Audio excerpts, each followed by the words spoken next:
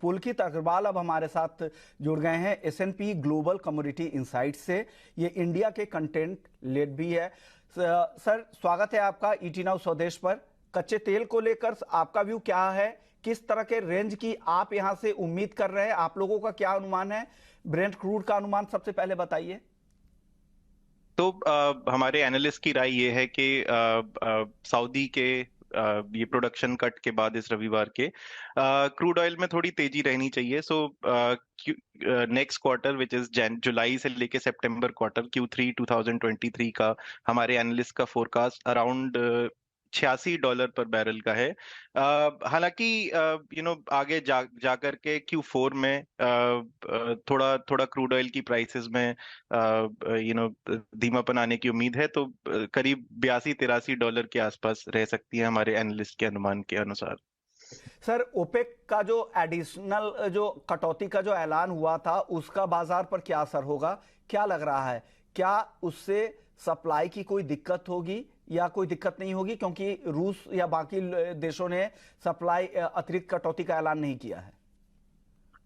देखिए, जो जो सऊदी अरब ने बीते रविवार को 1 जुलाई के 1 महीने के लिए 1 मिलियन बैरल्स पर डे के उत्पादन में कटौती का फैसला किया है, उससे निश्चित तौर पे हमारे एनालिस्ट के अनुसार नेक्स्ट क्वार्टर में आपूर्ति घाटा, जो कि इस कट से पहले करीब 1.1 मिलियन बैरल्स पर डे का था, वो अब बढ़कर 1.4 मिलियन बैरल्स पर डे का हो जाएगा। हालांकि अगर इस प्रोडक्शन कटौती के बाद भी अगर कीमतों में वृद्धि नहीं होती है, तो ये संभव है कि सऊदी अरेबिया इस प्रोडक्शन कट को अगस्त तक के लिए बढ़ाया जा सकता है। तो उस सूरत में अगले क्वार्टर में जो आपूर्ति घाटा है वो करीब 1.8 मिलियन बैरल्स पर डे तक भी हो सकता है।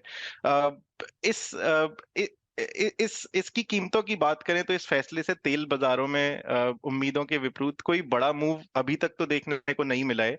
प्लैट्स डेटेड ब्रेंट बेंचमार्क अभी भी $75 से $77 की रेंज में ही चल रहा है, जो कि फैसले से पहले तक भी था। हालांकि इस इस फैसले की कूटनीति काफी दिलचस्प है। यूएई के 2024 के बेसलाइन प्रोडक्शन में वृद्धि होना और रूस के पहले से मौजूद प्रोडक्शन कट को ही जारी रखने की एक सॉफ्ट कमिटमेंट होना, और सऊदी अरेबिया जिसने कि सारा बोझ उठाया है अभी क्रूड ऑयल प्राइसेस के प्रति 1 मिलियन बैरल्स पर डे का एक बहुत बड़ा कट करके, तो ये दर्शाता है कि सऊदी का ऑयल प्राइसेस के प्रति काफी आक्रामक रवैया है। तो इस वजह से हम लोग का हमारे एनालिस्ट का फोरकास्ट अगले क्वार्टर के लिए करीब $86-87 पर बैरल के आसपास का रहने की उम्मीद है। 87 अगले क्वार्टर तक। पुलकित, अब अगला मेरा सवाल होगा इसी से जुड़ा हुआ। आप जिस तरह की बात कर रहे हैं, क्या लग रहा है, क्या रूस का जिस तरह से एशियाई कंट्री में जो डोमिनेंस बढ़ रहा है, वहां से जिस तरह के ऑयल एक्सपोर्ट बढ़ रहे हैं, मार्केट शेयर वो गेन कर रहा है, जो दो बड़े कंज्यूमर देश हैं भारत और चाइना, उनका इंपोर्ट रूस से बढ़ रहा है, तो क्या लग रहा है किस तरह कितना फायदा है भारत के लिए इंपोर्ट होना वहां से?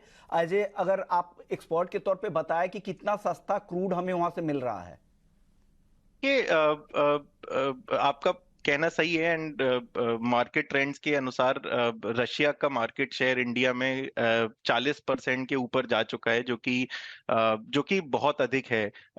ओपेक के जो ट्रेडिशनल इंडिया बायर रहा है, उसके उसके विपरीत अभी रशिया से भारत काफी क्रूड ऑयल परचेज कर रहा है। जहां तक दाम की बात की जाए, हमारे लास्ट एस्टिमेट के अनुसार, हमारे लास्ट प्राइस असेसमेंट के अनुसार, भारत में लैंडेड रशियन यूरल्स क्रूड, जो कि एक सार क्रूड ऑयल की प्राइमरी ग्रेड है, जो कि भारत काफी परचेज करता है, उसकी प्राइसेस करीब $10 डिस्काउंट टू डेटेड ब्रेंट के आसपास चल रही हैं। तो निश्चित तौर पे देखिए, इकोनॉमिक्स तो है इस परचेज में, तभी भारत और चीन इतना रशियन क्रूड खरीद रहे हैं। रशियन क्रूड काफी काफी डिस्टेंस वाइज काफी दूर है इंडिया से, तो इंडिया को काफी अच्छा खासा फ्रेट बियर करना पड़ता है जब रशियन क्रूड को लेके आते हैं।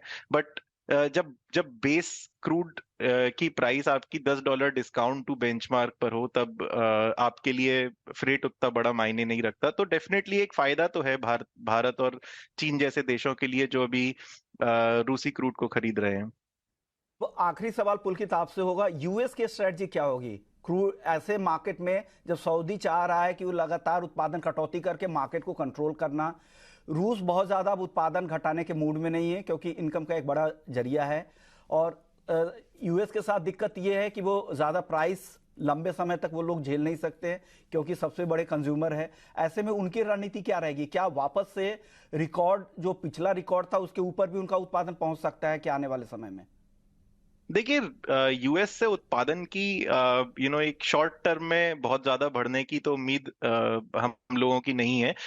हालांकि पिछली साल की अगर आप बात करें, जब क्रूड ऑयल की प्राइसेस $100 के ऊपर चली गई थी, तब हमने देखा था कि यूएस ने, जिसके पास एक बहुत बड़ा हथियार स्ट्रेटेजिक पेट्रोलियम रिजर्व के रूप में उपलब्ध है, उसने 1 मिलियन पर बैरल्स पर डे जितनी बड़ी सेल ऑफ किया था अपने स्ट्रेटेजिक रिजर्व से कुछ महीनों के लिए, जिससे कि दामों में एकदम से कूल ऑफ आया था।